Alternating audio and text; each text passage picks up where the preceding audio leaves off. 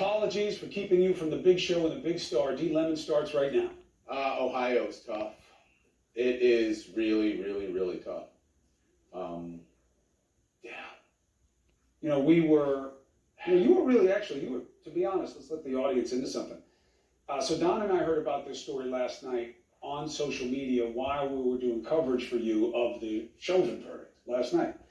And the initial reports didn't seem right. And it was so interesting for me, as emotional and personal as these stories are to someone of color, especially Don, you with your background, you were cautious about it. You were saying, I want to see this one. I want to see this.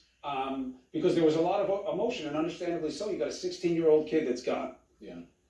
And it's a hard one. I do not know how to explain this to people in a way that doesn't make somebody very angry. Well, yes, and we're dealing with a lot of emotion right now, and I'm going to talk about that in a moment. And I think that is, it's real, and you have to take that part has to be taken into account. There's a lot of anguish. People are very emotional right now, but we've got to be fair about what happens when police arrive at scenes. It is tragic that it's a 16-year-old girl, just as it is tragic that it's a 13-year-old in Chicago. When police are chasing people, they don't know how old they are. And they don't run and say, hey, how old are you? Oh, I'm 13.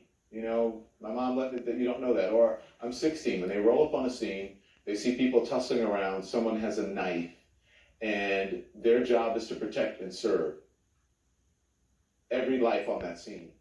And if they see someone who is in the process of taking the life, what is that decision? What decision do they have to make? And I know that people say, well, you know, you can do this, you can do that. Tasers don't work the way guns work.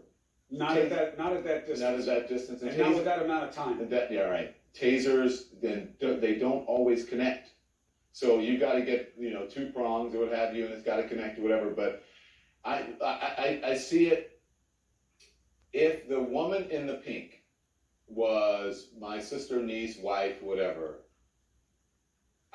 you have to make a decision. Is one life on that scene more valuable than another? And if someone is trying to take a life on that scene, do you protect the life of the person trying to take the life, or do you protect the life of the person whose life is in imminent danger at that point? That's why I'm not a police officer, but when I look at that, as I said, it is tough, because one is a 16-year-old, I don't know how old the other person is, but the other person's life was in imminent danger. And as you know, from the hostile environment training that we get in this job, and because of our proximity to law enforcement, that at a certain distance, a stabbing, a knife can be much more lethal than a bullet. And especially if you get stabbed in the artery, in the temple, somewhere that you're going to bleed out. Look, I feel for you always feel for everybody involved. Sometimes I don't feel for certain parties as much as others, but I feel for that officer. You can hear it in his voice when he said, the man on the side was saying, you shot my baby, and he said she had a knife, she went right at her. This is something that he's going to have to live with also. Yeah. I did have one person make one good point that I hope doesn't come across offensive, because certainly it's not the way I mean it. No, but this is what people are talking about. This is what people, because again, we weren't on the scene. No. And even before you say that, Chris, even in the slowed down version, the slow-mo version, that slowed version was a second. Right. Imagine in real time how fast it's happening. You're like looking around like, what is going on? Someone call the police. Right. And you see someone with a knife and they're trying to stab the other person. And you're like, what do you do? The taser doesn't work that fast. What do I do? Right. Right? And so you gotta, what you see is a life that is in jeopardy, in imminent jeopardy at the moment. I don't know. Yeah, that man is right. You shot my baby. And he is in grief and in pain. I get that. And the other person could have been bleeding out on the sidewalk as well. And either way, in that position, I think that someone's life probably would have ended. It could have been the other woman in the pink, or it could have been the 16-year-old who sadly ended up dying. Go on, sorry. No, it's just that, listen, everything you're saying is instructive and brave, because people don't want to hear you say that this was a justified shooting. And we don't know. But we don't know. But I don't know that this sets up like it did when we first saw George Floyd. No. I mean, the moment you saw that, you knew it was wrong. The whole country knew it was wrong. White, black, whatever. You knew.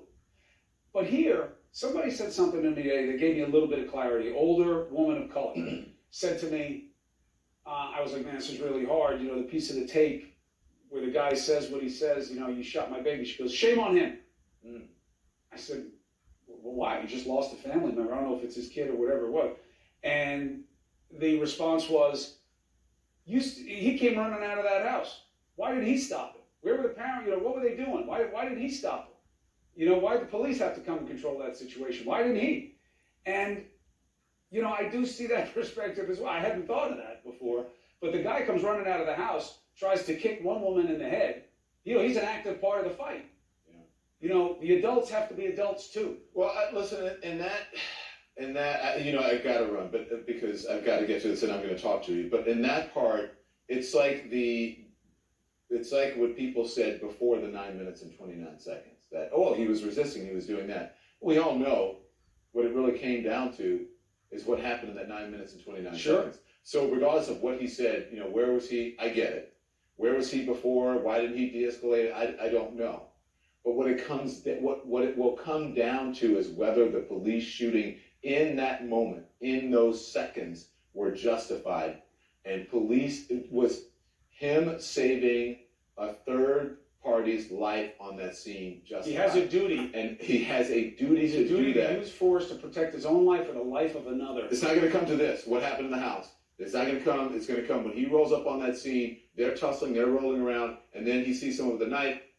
Boom. That is the part that is going to be whether it's justified or not. That part, not everything. The analysis is only of the instant circumstances. I'm saying if you want to have this contextual conversation that people seem to want to have about what else we could do, people fight with knives all the time. Do we really need cops? The answer is no. Learn how to control your kids and, don't be so violent. We won't need cops, but that's not our reality. Yeah. And cops get called to our lives all the time for the worst situations. The reality is I got to go because I got to get to the show. Well, I love you, Don. I love the conversation. Thank you for these conversations. Again, we need a lot of grace. People are in their feelings right now, as well they should be. This is CNN Tonight. I'm Don Lemon, and this country